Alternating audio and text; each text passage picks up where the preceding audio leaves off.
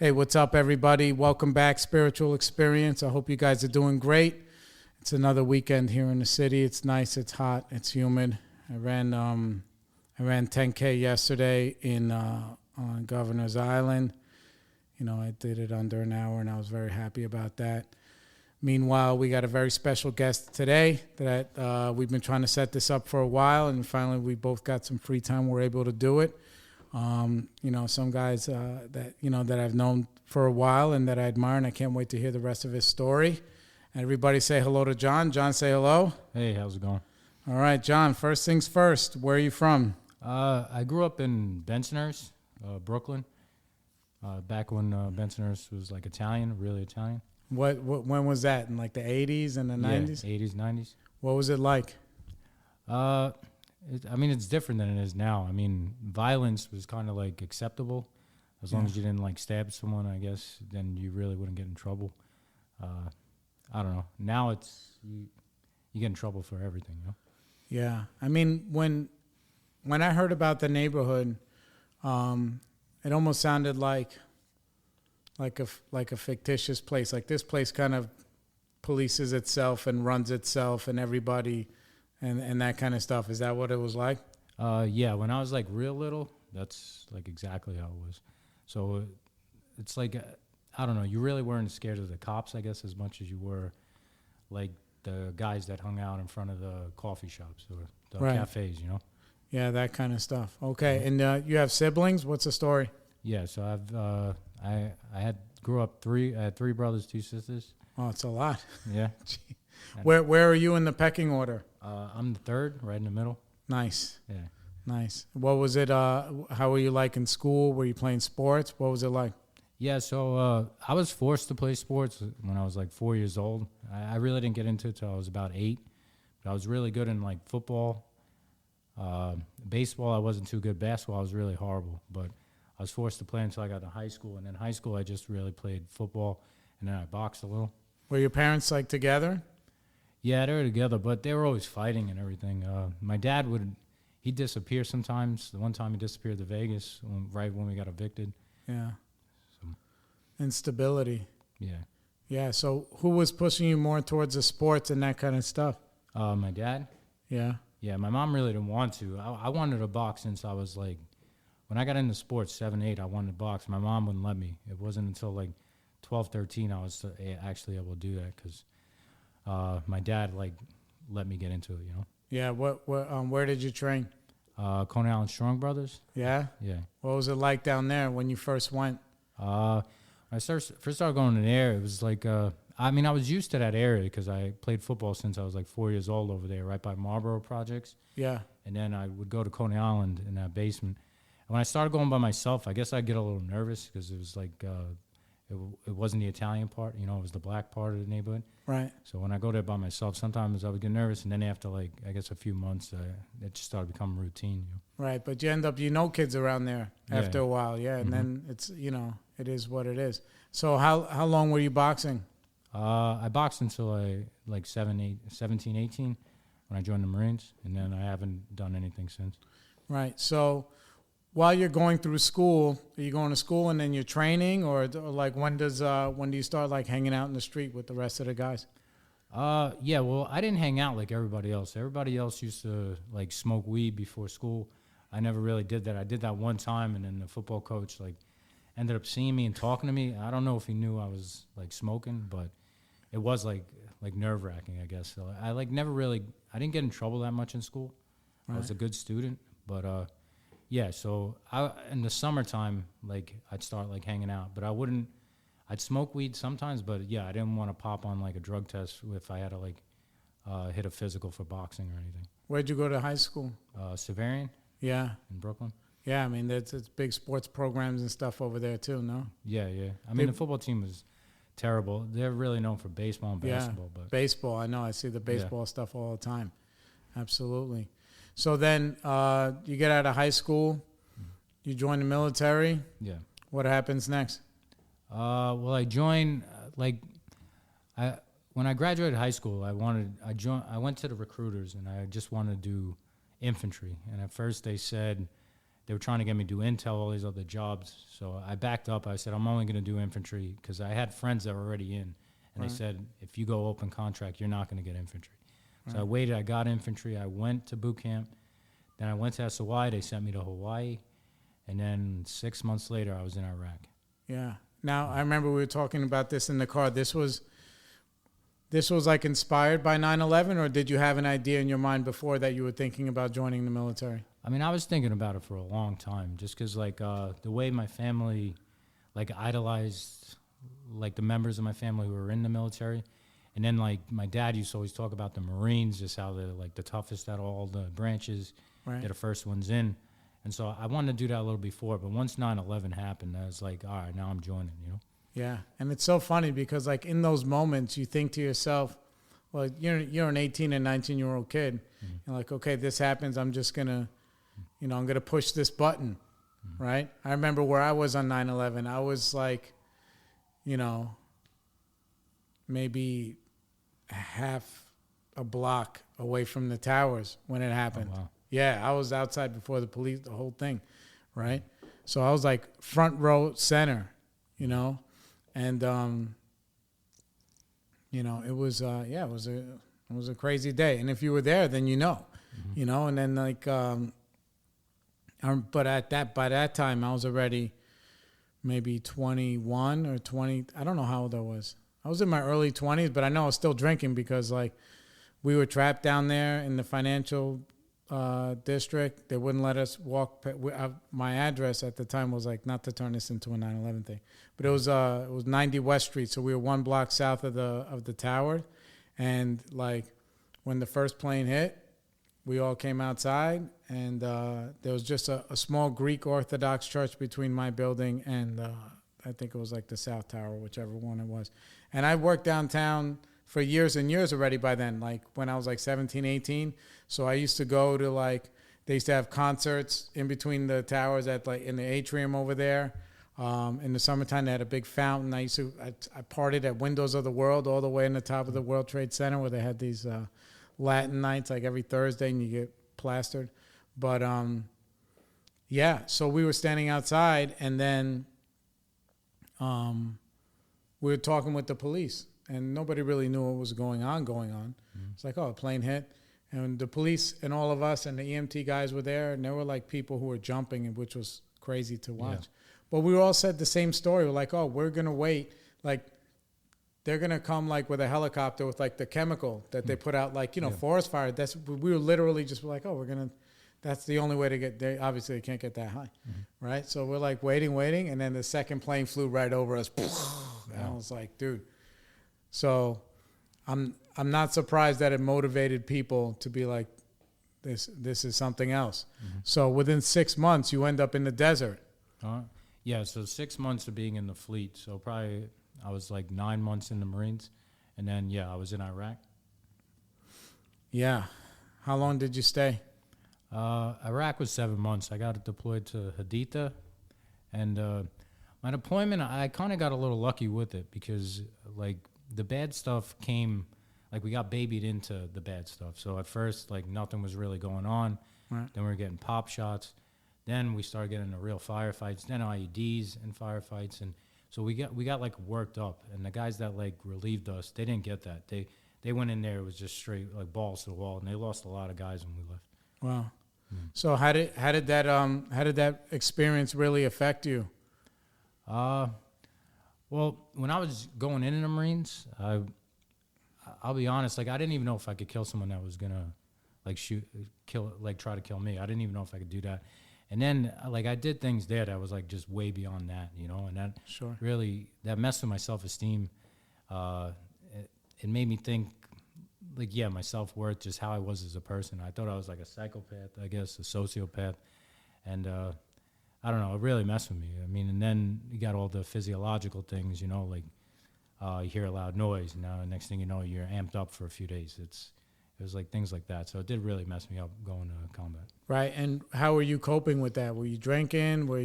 Well, that's actually how I started drinking. When I came back, they were saying... Because obviously you can't be a heavy drinker and training fucking boxing in the basement in Coney Island. Yeah. I didn't really drink, and I drank sometimes, but I never drank like my friends. Like I maybe blacked out once, and that was because I was going in the Marines and everyone was making me do shots with them. And I blacked out. Like I wasn't like a blackout drinker yet. But when I came back from Iraq, I remember there was a memorial service for the guys that we knew that we loved that passed away.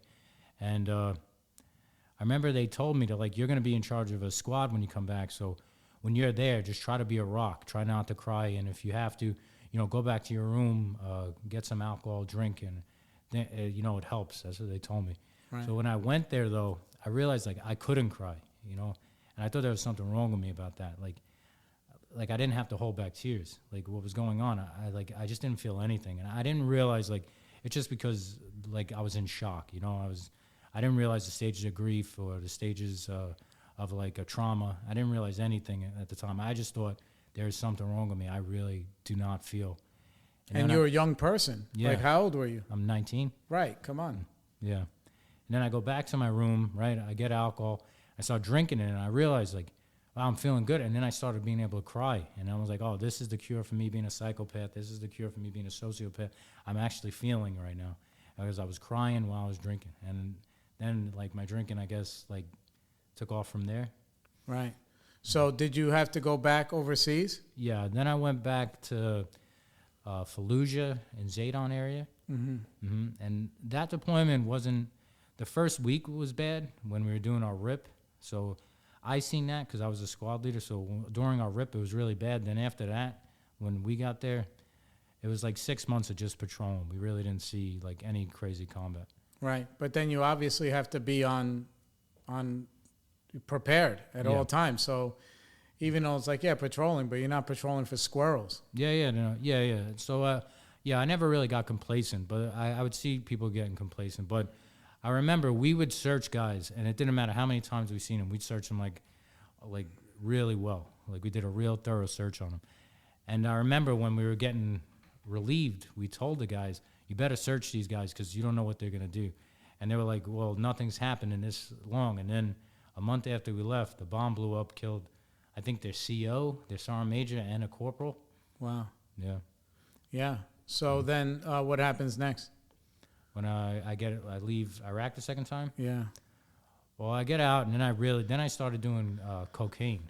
So then I got into coke and drinking, and then I was working it around. Then they made me a piss checker, so I was looking at, so I really didn't have to take the piss test. And right, you were in charge of the... Yeah. That's funny. So then, but guys that I would be partying with, I'd know they'd have it. I'd have them in the urinal standing next to each other, and the other person be holding the cup while the clean guy is pissing in the cup for them. That's good. And that's how we were getting around piss tests. And then we also had, we'd have our cargo pockets filled with clean piss, and we just go in there, switch out the cup. It was a lot of things. But, so I started doing coke and drinking, and then I ended up getting with this girl who I knew was trouble, and I ended up getting her pregnant. Right. And then I wanted to get out of the Marines, but I didn't think I could do anything. I wasn't marketable. I was a fighter. There was nothing for me in the civilian world, so I ended up re-enlisting. Right. For how long? I re-enlisted for another 4 years, and then I re-enlisted for another 3 years after that. Right. So then your whole time in there is the conversations you're having to yourself about yourself, are they getting perpetually worse? Oh, my life is fucking going down and down? Yeah. So then once I had my daughter, I stopped doing coke, and I was just drinking on the weekends at a certain point. But I was blacking out. So I was drinking to black out on the weekends. Right. It wasn't 1 or 2 beers to cut the lawn. Yeah. But I was I wouldn't go to to see the psychiatrist or psychologist or anything because I didn't want him to take my rifle away. Right. So I was toughing it out. So I'd be up most of the night. I'd end up going to bed at 3 a.m, waking up at 5. And I just had low self-worth. I just didn't think highly of myself. Right. And that was a few more years until I went to Afghanistan. Was anybody around you were there other people who were, do you think this is just I guess I'm asking, do you think at that time, was this just par for the course? This is what everybody else is doing? Or were there people around you saying, listen, Johnny, your wheels are getting a little squeaky? No. So not until I got back from Afghanistan. So, because I was doing it mostly just by myself in my house. Right. So nobody really knew. Yeah, yeah. Right. Except for your wife. Yeah, but she was like getting fucked up with me, you know. Right. She was So like, yeah. yeah, You guys are young. yeah. You know, what are you going to do? Even though you have a kid or whatever. Yeah. So then you got sent to Afghanistan? Yeah, so then when I went to Afghanistan, my wife, I guess, she kept partying, and me and her really got into it while I was there. And then, like, she started having an affair while I was there. And then when I came back, we separated. So I was, like, by myself in the house. My daughter was in Hawaii. So I ended up I was just drinking every night, you know? Right. Mm-hmm. So how long were you in Afghanistan? A year. Yeah? What was that like over there? Well, I was... like my first reenlistment, I went to Intel. So when I deployed as intelligence, we really didn't do much. But like I was telling you in the car, like we were given mission reports to have infantry guys do dangerous things when there was no reason for it, you know? Right. And I had a real problem with that. And we lost a lot of guys, and I always thought there was a higher purpose. So that really messed with my head that it was for no reason except for someone trying to put their name on a mission, you know? Right. So that really started fucking with my head. And that made me not trust my command, made me not trust the government, you know, as a whole. Right. So, like, yeah, I was just in a real bad place. Right, because if you think about it, looking at it from the outside, it's like, all right, you have a young man who comes from an unstable home, right? You're obviously in combat sports. You don't mind getting punched in the face. I don't really mind it either. Something's obviously a little off if you don't mind. But then, you know, you end up in these places where, like, you know, you think it's one way, and then the longer you hang around, you start to see all the holes in the ship. Yeah. And you're like, oh, well, if this is something that from my youth, my whole upbringing, that these are the people that everybody admires, the military, this, that, boom, boom, right? It's like almost like you want superheroes, and then you get there and they're humans. Yeah. Right? And at the same time, you have a family that's falling apart. You got this kid. You're drinking. You've been through combat. It's like the stage is set. Yeah. Right? For like really the glue to really come undone. Yeah. You know? So what happens next as you're starting to have these realizations about like, what the fuck am I doing here? Like fucking, like, you know what I'm saying? Yeah. So then I stopped like really trusting like my command altogether. Like, understandably so. And when they would talk to me, like I just turned another person. I said, yes, sir. Yes, sir. But like I wouldn't give a shit like what they wanted or anything. I just wanted to go home. So so then when I got back from Afghanistan, me and my wife separated. So now I got my own house. Where are you living? I'm living in North Carolina at the time. Right. So I got my own house. I have no one like to hold me accountable. So I was just drinking and passing out every night, waking up like on my living room floor. I'd get up and then I'd take a shower, go to work, and then just... Where's your kid while this is going on? She's in Hawaii with well, at the time, it's still my wife. Though. Right. She was in Hawaii with her. That's where she's from. Right.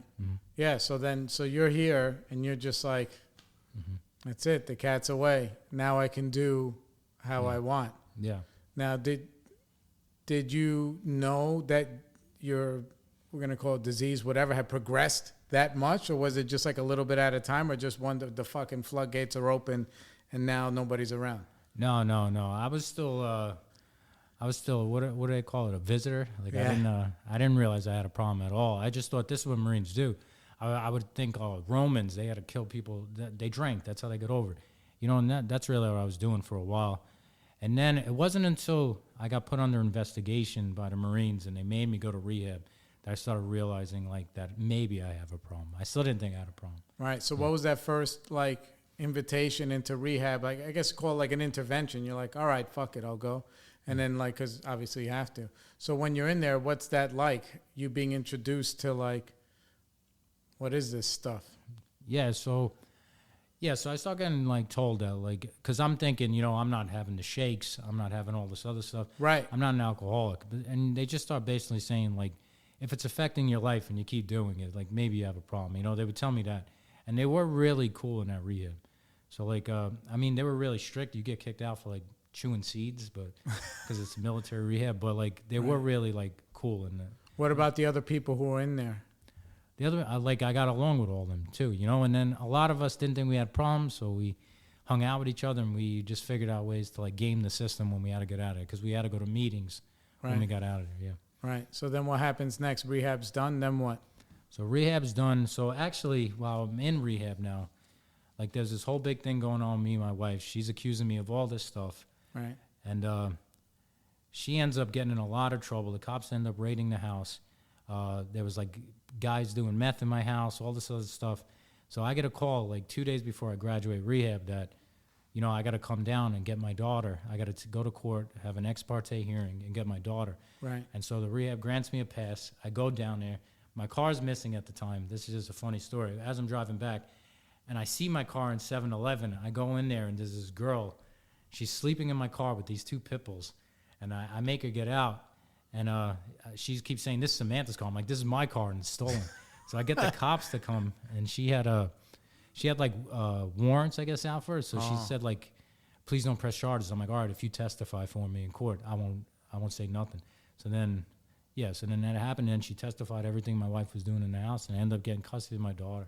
Wow. Right before I got out of rehab. Wow. So what was that like for you? Yeah, that was like maybe what they're saying, these promises things. Maybe this is like true, because all I wanted was my daughter. But, you know, then I had my daughter, and I thought, you know what, I can't drink around her. I'm getting breathalyzed at work. I'm just going to stay sober. So I ended up staying sober I ended up staying sober for about 1.5 years. Right. Where were you living? Still in North Carolina? No. So this time, it's such a long story. And now I'm in 29 Palms, California. Right. At this time. And me and my ex-wife, we ended up getting back together for 2 months, which was disastrous. And then, you know, this whole thing happened where the Marine Corps got involved in our lives and sent me to rehab.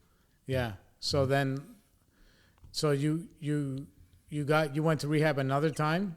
No. So that was just that one time. That was just that one time. Yeah. Okay. So now you're clean, you're sober, you got your kid. Mm-hmm. What's going on in your life? So now I have to go to 5 meetings a week, but I have my daughter. So then I started hanging out in California, they have court cards. Over here, I haven't really seen people on court cards, but it's court cards. So I started hanging out with the court card guys, and they would tell me the meetings I could go to where someone would sign my paper. Yeah. They would tell me how to game the system, and it was just basically people. We had reservations. We weren't really trying to stay sober, and that's who I hung out with. But I still did maintain like some type of sobriety. But I wasn't acting sober, because then I also wanted revenge, because that's in my nature, on the people who were in my house smoking meth in front of my daughter, you know. So then I ended up... You have this tape that's playing. Yeah. And I ended up getting some revenge for that. And then all the thoughts again, you know, like I'm a psychopath, I'm a sociopath, you know, what's wrong with me? Those were going through, and now I'm sober too. Right. So now they're really loud. Yeah. So then what happens next? So then my ex-wife ends up getting some clean time, right? So this is about 1.5 years I got sober. And she starts getting custody back. So as soon as my daughter goes to, like, Hawaii for, like, those 3 weeks to see my ex-wife with the parents, like, in charge of the custody, I end up just going on a crazy bender. I end up in, like, a psych ward. Yeah. So...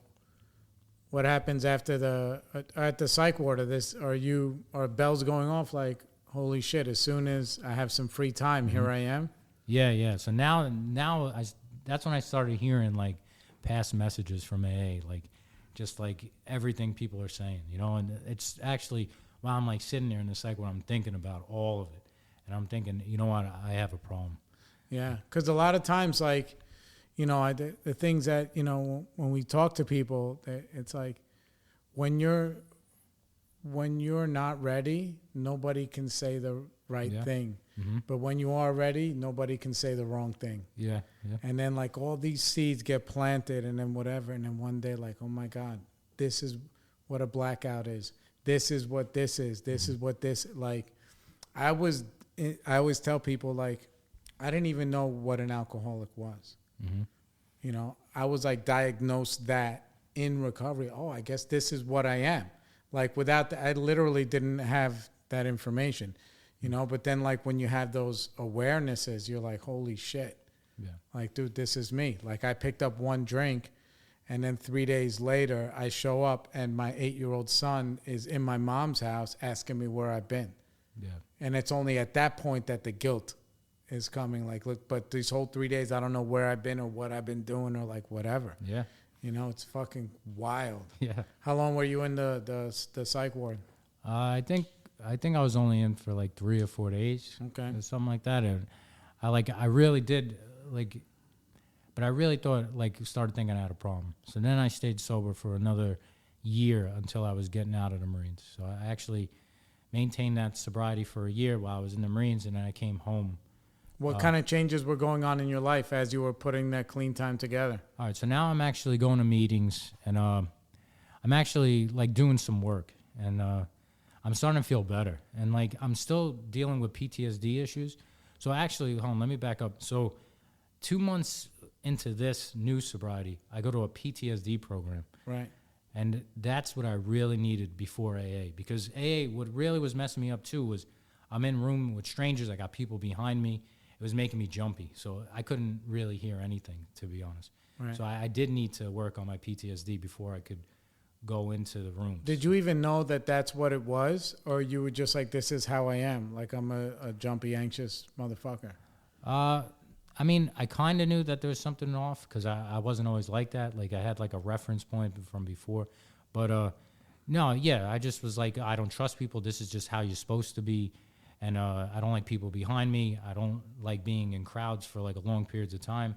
I just thought, I thought that was just like normal. But Right. like I knew it was normal for someone who's been to combat. I didn't think it was like anything that was really Like a wrong with me. diagnosable thing. Yeah, yeah. You know what I'm saying? And then on top of that, you have an alcohol and substance problem.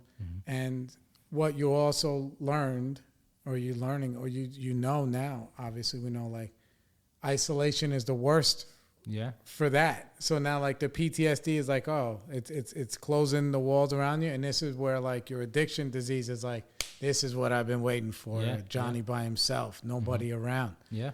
you know?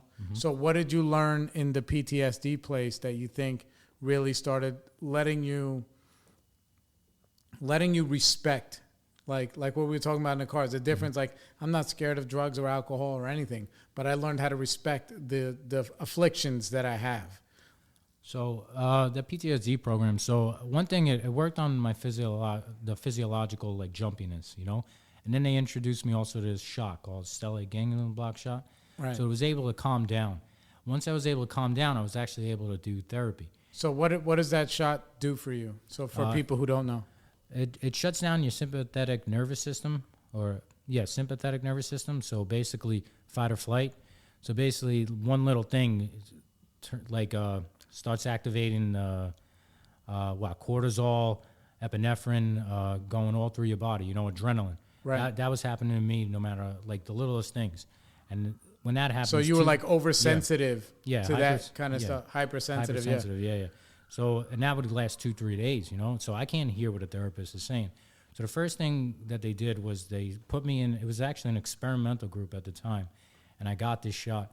And like, Did you sign up for this, or they were just like, I signed up. You were like, all right, look, I just need this to fucking stop. What do I care? And at the time, I'm like, what is it going to do? The worst it could do is kill me. What do I care? You know, that's what I'm thinking. Right. So I get this shot, and it's like no joke. 30 minutes later, it really felt like I could finally just start. Like my friend said it the other day, finally breathe. Like I couldn't even find the words for it. It's like, I could finally breathe.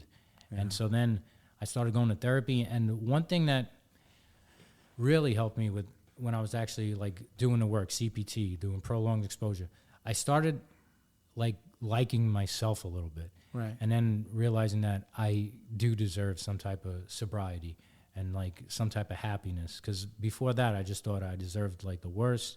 I didn't really like myself, but I have to do certain things for my daughter. So that's why I did get sober for my daughter before. So now I'm like starting to realize when people are like, oh, you're sober for your daughter, you got to get sober for you. I'm starting to realize that's like a true thing. Like I need to get sober for me because if my daughter's not there, I'm going to drink if I don't do it for me. You know? Right. What is CPT? CPT? So you heard of CBT, cognitive behavioral therapy? Right. Well, CBT is like it's cognitive processing therapy. So it's almost like an REBT. So it's like the action behavior, like on past traumas. You go through that behaviors and then different ways to think about the thought. Right? So what are they're like breaking down each instance for you? Yeah. So they give you worksheets and you fill it out, and then you start placing blame on things that happen. So like my friend gets shot with a sniper. All right, the sniper's 50% to blame. My CO is 25% to blame. I'm 15% to blame. And then they're like, all right, well, why are you 15% to blame? And then you start talking about it. You realize I have like no blame in it. Right. I'm like holding myself to this standard where I could have saved someone when I'm not even over there. You know? Right, but your perception at the time is causing you to feel all this guilt, shame, remorse, like all of that stuff. So you're learning how to, like, you know, compartmentalize these things like one major scenario at a time, so you can say, okay, well, this is the truth about what happened, not what I believe. But those thoughts were really real to you this whole time. Yeah. That you were literally blaming yourself for shit that there was nothing that could be done. Yeah. So I worked on a lot of traumatic things. Now, I wasn't done working on myself because I still had the guilt, because the real bad things I done, I didn't want to rat myself out. And I didn't trust like VA doctors, military doctors to say anything. So I kept that in. Right. So plus, this is also your first time really being exposed to this kind of, like, you don't even know if this shit's really going to work. Yeah. Like, you know, but then it starts working, but you're still in the first inning. There's always stuff you're going to keep in your pocket, understandably. Yeah, and especially because I'm under investigation at the time. I don't want to, now I'm going to talk about things that could put me in jail for a long time, you know, and I wasn't going to do that. Right. So like, so I just basically didn't talk about it, you know? Right. Or like not even be put in jail, but like, you know, because the ROE said we could do things like that, it's just you feel bad about it. You don't want to tell people your real dark side, you know? No, of course. Listen, there's always something. Yeah.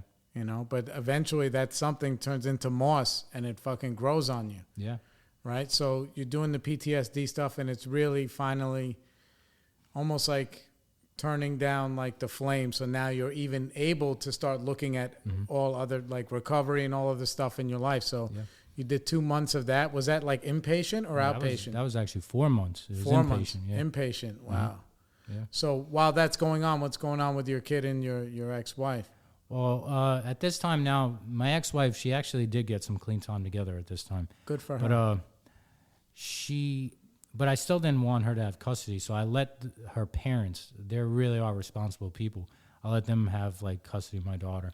So she could have custody as long as they were supervising it, you know? Right. So that's how that was going on. Right. And so now you're working on yourself. You did 4 months of that, and then what happens next? So then I get out, and the Marine Corps still investigating me for everything my wife's accusing me of, and it was all bullshit. Like I did a lot of wrong things, but nothing I was like under investigation for. Right. You know? But she was in self-preservation mode. Yeah. So understandably so. So I was still dealing with that, and then a psychiatrist or a psychologist, she tells me that she wants to put me on a med board. And I was like, you know what? I hate the Marines now. Put me on it. I want to get out. What is a med board?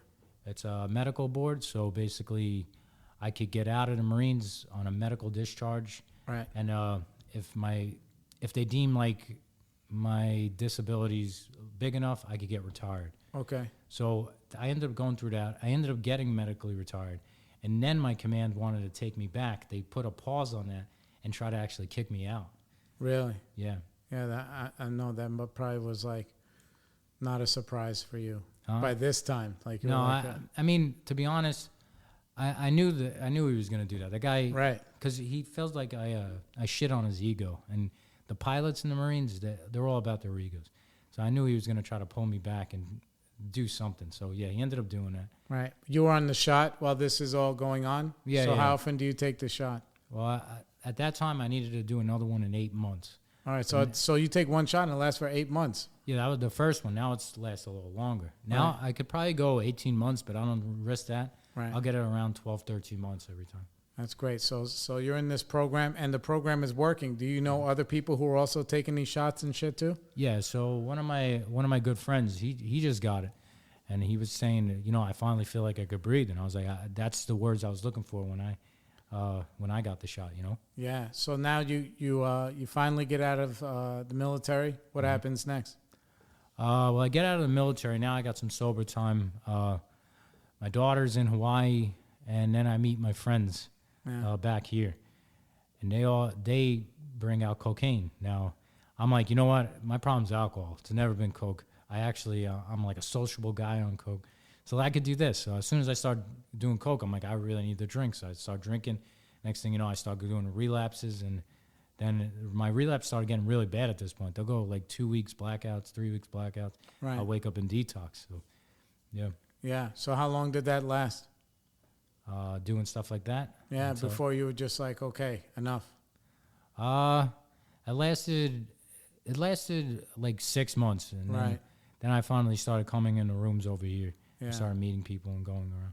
That's great. So this whole time, you're like, you know, you're this shot is making you palatable.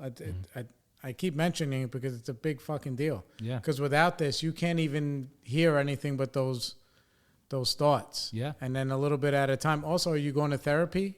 Yeah. So then I had a therapist at the VA.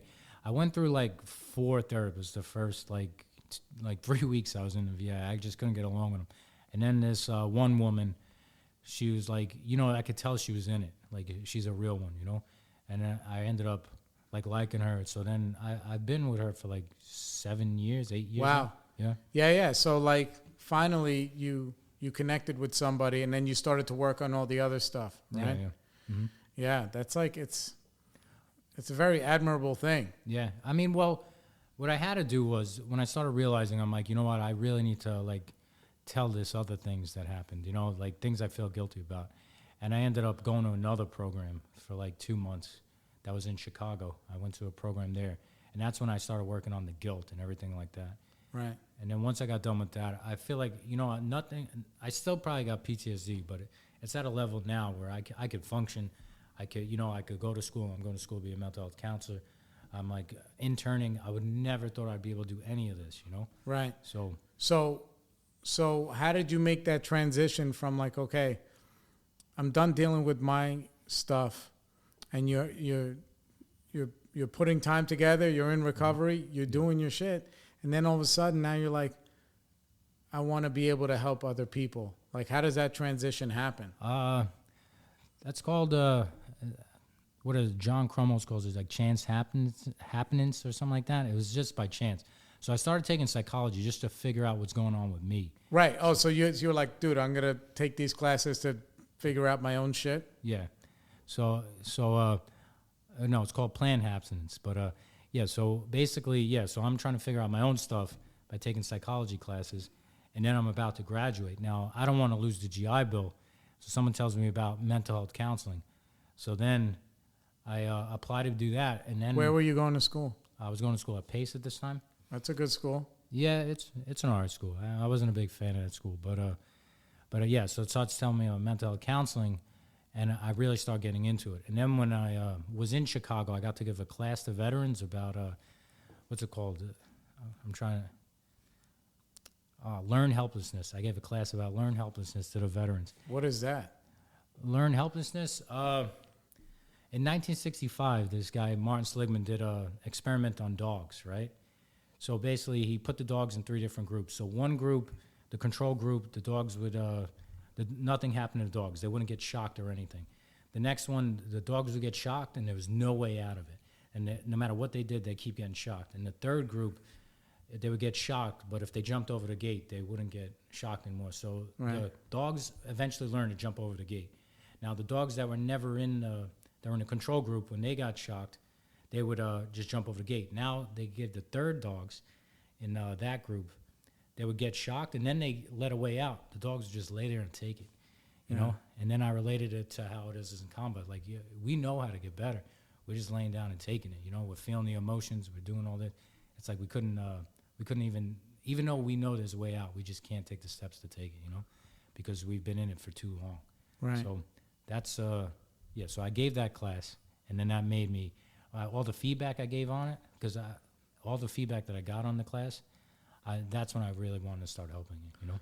Right. So now it's like, you know, you having this transition where you're going from, I don't deserve anything. Mm-hmm. Look at my life. I'm fucking drunk, sleeping on the floor of my house. Kids fucking gone. Mm-hmm. I'm a double zero. Yeah. And then in a couple of years of you putting in some work, and then taking also advantage of the programs. Like they were offering you stuff and you were just like, okay, like magically you were just like, fuck it. Because you didn't have anything else to lose. Yeah. You're just like, okay. And then you go from that to be like, okay, well, you know what? I got these other people that I can help. Yeah. So, yeah, and that's what got me into it. And that's why, like, as soon as I got, like, time to do, like, clinical work, I went right for a veteran center, veterans rehab. I thought it was also PTSD, like one of the programs I went to, but no, but I could settle for veterans with substance abuse problems, Right. Mm-hmm. Yeah, so how is that now being on the other side of the desk? Huh? I mean, it is really rewarding. I feel like I'm getting to put in work like every day. Like my sponsor tells me, like, if you suffer from bad self-esteem, the only way to get rid of that is to do esteemable acts. True. That's what he tells me, and I feel like I get to do that every day that I'm working there. So, do you find yourself like laughing when you hear yourself coming out of somebody else who's on the other side? You're like, oh, I remember I used to think like that. Yeah, I mean, I brought an AA group there, and I Yeah. like it because these guys like catch on, and then in another group, I'll be running with like another counselor, and they'll just start like now they're saying AA things, and like the counselor like, wow, that was very insightful, But and then, so like I'll start laughing. No, like, but I it's dig good, it, because like I was a big believer. I'm still a big believer. Like, I was telling you in the car, and anybody who knows me knows. Like me and Free Willy had that VA detox over 10 years. Yeah. We were going there every Monday because nobody would take the other Mondays. Yeah. And then little Georgie, he started bringing NA meetings in there, and like we made sure those guys had a meeting 5 days a week. Weekends they wouldn't let people up. Mm-hmm. So 5 days a week over there behind next to Poly Prep. Yeah. We had AA, NA, blah blah blah. And the best part about it for me was like, I did it for so long, and so we would go every Monday. And then I gave that commitment to 2 of the Mondays because somebody else wanted it, my boy Jimmy. He's like, I'll take whatever Mondays that you don't go. So then we were switching off every other Mondays. But then you go into the sign-in book and you look at the names and you see who's putting in that work. Mm-hmm. And they'd be like, you see the same names over and over. And there's a guy, I don't know who he is. In my mind, he's got to be from like either East New York or Brownsville or whatever, because he's like a 5%er, know? Because it would just say knowledge. That was his name. Because, the 5%ers, they give themselves those crazy names like Freedom, Truth. And then, and I love those guys too, because they're, they're down for and it would say like knowledge and then whatever program he was coming in from. And it was just like, those guys. And then you start to really understand how little some of the aftercare is. Mm-hmm. for guys when they come home, because some of these guys they weren't just young people. The guys that are in the detoxes, they're in their 40s and their 50s. Yeah, Yeah. And I've been a lot of the VA detoxes, and like a lot of people that like the drug has them like it's just so far out of their minds, you just start feeling bad. It's like right. Mm-hmm. Yeah. So then, what's the next steps for you? What do you want to do going forward? Well. So I graduate. If everything goes well, I graduate in December. So if that happens, I get my hours. I wanna open up my own practice. That's like what I want to do, and I really want to work with this population. I want to work with veterans,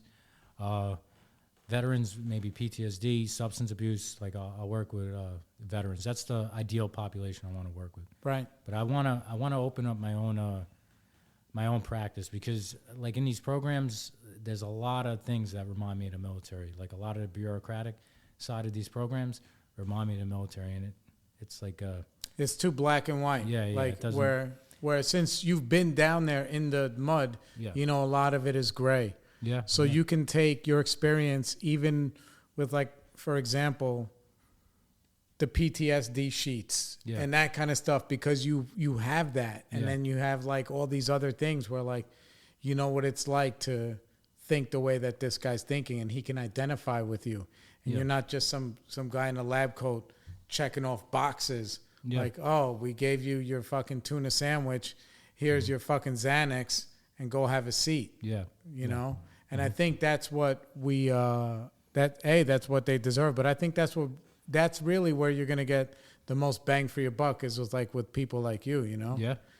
And did you ever think that would be your life? No, I never thought. Because I may also go to Times Square at this place. Imagine, I couldn't even deal with a crowd of like 7 people in a room. Now I'm going to work in Times Square, around Times Square area. So I never thought I could even would be able to get to work in that area. And then to actually like be like a counselor and run groups, I never thought I would be able to do any of that. No. Right. So now the other people who are in the place where where you guys are doing this stuff, are they also vets too, or no? Yeah, the place is all veterans. So oh, it's good. Mm-hmm. So you guys, it's like, I think what my experience and my position on all of this stuff, it's recovery from anything, is that like when you have somebody who has the actual experience and not somebody who studied something in school, then you can help people transition to be like, okay, this is not just a place where you fit in, but this is a place where you belong. Yeah. And that's like a big difference, where it's just like, okay, well, no, this is where you belong. This is your home. Yeah. We are your brothers. We are your sisters. And like, until I felt that, I could never stop. Yeah. I even say it now when people talk to me and people ask me to speak at meetings and do all this other fancy shit. I say, dude, like, there is no place, even in my own home with my woman and my kids or whatever, there's no place that I feel like 100% whole. But when we're doing stuff like what we're doing now, or if I'm in a meeting, I am 100%. I can get 99.9%, like I said, with birthday cakes in the house, like whatever, like, your dad, like, all that stuff. But 100% that I'm like, that final last breath is exhaling, is when I'm putting the fucking buck in the basket. Yeah. Yeah. Actually, my like spiritual awakening came actually at a meeting I was at with you. It was like I would go through these crazy depressions around June, July, because like a traumatic anniversary, basically a trauma anniversary. And I went to the meeting. I seen you outside. I didn't see you for a while. We talked about like ancient aliens. Yeah, the Anunnakis. I got out of my head. Like there, I realized I was doing better. Then when I sat down in the meeting, I felt like I was in this like suicidal depression. I'd get that sober, just all of June. And I still had 3 weeks left on this. And I knew I had 3 weeks left of this depression. I just got to make it out of alive. And then I go in the meeting, I sit down, and it was like 20 of us at the time. And like we're going around the circle, and everyone's saying something that's getting me out of my head and things I needed to hear. And then the meeting ended, and I was talking with you guys, like just bullshitting, and I was laughing. And when I got back to my car, I realized, like, I'm content right now. Like, I'm not like happy, but I'm not like almost suicidal, And like I was like, that has to be like a higher power. Like that was like a divinely inspired meeting for me, Yeah. And sometimes, and I tell people this all the time, like, you don't have to be on cloud 9, but just to be off the ledge has to be enough. Yeah. That's like the baseline. Yeah. Like, say, look, worst case scenario, look, I got this card in my pocket. I might have made all these other mistakes today, but I didn't drink, I didn't drug, I didn't take my own life. I didn't take somebody else's life today. Like, sometimes that just has to be enough. Yeah. And we never know where that magic is going to come from. Yeah. And it's never, and it's like in the least, bros, the right song comes on the radio, my whole perspective on life changes. Yeah. So that's why, like, going back to what we were saying before, is like, learning to respect our disease is that it's mostly just perception. Yeah. Yeah. And you get all these different tools and how to learn how to change your perception. And like, oh, this is all fucking fiction. Yeah. Like you said, you gave yourself 15% of that scenario when you were at like this. Yeah. Nothing. Yeah. Yeah. Yeah. Yeah. So what's on the plate for you now? What do you guys got going on? Well, right now, me and my wife are trying to have a baby. This is a new wife, by the way. Yeah, new wife. It's very important that we segregate that. My new wife, who's like not batshit crazy. Nice. Yeah, we're trying to have a baby, and that's really what's been going on in my life. Just working, trying to have a baby, and then going to meetings when I can. Yeah, and you're finishing all your stuff with your professional career, and you're like a civilian. Yeah. If you put that all on paper, minus all the other stuff, like, oh, this guy's like a civilian. Yeah. He's got a wife. They're trying to have this baby. They're taking all these steps. They're doing these things. He's finishing school. He wants to open a practice after. I'm sure there's like all these, you would have never thought that you were somebody else. Yeah. I mean, look, for years I prayed just to not be miserable, and now I'm actually like, I'm happy. Like, I'm content most of the time, but then I have times of happiness, and that's like my life. Like, I'll get a little upset, but I'm not getting like these suicidal depressions anymore. Right. I'm not like in these like dark places, these bad places. So like, and I prayed for that for years, and I thought God just wasn't listening to me. And the thing is, I wasn't doing the work. And that's, right. And once I put in the work, that's when all these things started happening, Yeah, a lot of times, like, God's going to take a step forward when you step. Yeah. I don't know how many steps you have to take. You may have to take 5 for his one, but he's going to show up. They have like, that saying in the rooms that, you're you and God in the boat, but God don't row. Yeah. You got to row. He steers, you know. What's your relationship like with your daughter? Well, me and my daughter, we're good. I mean, even in my disease, like, my daughter really, she didn't see too much of it. I mean, when me and my wife were in it, she's seen it, and like that, I do still feel bad about that. Sure. But she hasn't seen too much of it. So we always had a good relationship, because when I would get her, I would like white knuckles. Where is she living now? Now she's in Illinois. Cool. Yeah, so I used to take her to Dave & Buster's and everything. So we had like a real good relationship. But now she's like 13, so now she's it's like hard to get her on the phone. She's always wanting to hang out with her friends. Yeah. I mean, she'll like hang out with me as long as I take her friends to do it, Yeah. Yeah. So how often do you go see her? Well, I get her in like 3 weeks. Right. Oh, that's awesome. Yeah, so like I get her Christmas. I'll get her all summer. But then if I ever want to go to Illinois, I could just call my ex-mother-in-law, and she'll just like let me get my daughter for like the weekend if I want. But that's hard to do now, because she won't spend the weekends with her friends. Yeah. Now you're going to try and wrestle her into submission. Yeah. And it's like, I'm going to sit here for 2 days, and you're going to be fucking. Yeah, we have teenagers in the house too. But can you imagine like the changes you that you have made, that's even possible for you, that the mother-in-law is like, all right, yeah, kid, you can come anytime. Yeah. Blackout crazy fucking John.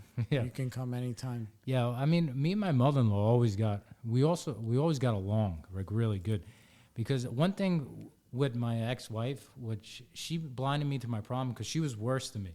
Right. And I felt like when I was around her, I'm like, this is someone who's got a problem. Right. I don't have a problem. So even compared to my ex-wife, I wasn't as bad. So me and my mother-in-law didn't. We always got along. So we still have a strong relationship. But yeah, she does like congratulate me and like ask about my sobriety time and things like that. Yeah, and then just like, what you're doing with your life, this is all commendable stuff. So we'll wrap it up. Johnny, it was great. Yeah, thanks. All right. You guys have a great night. Spiritual Experience, you know where to find us. Apple Podcasts, Spotify, Google, Pandora, we're everywhere. We'll see you guys next time. Peace.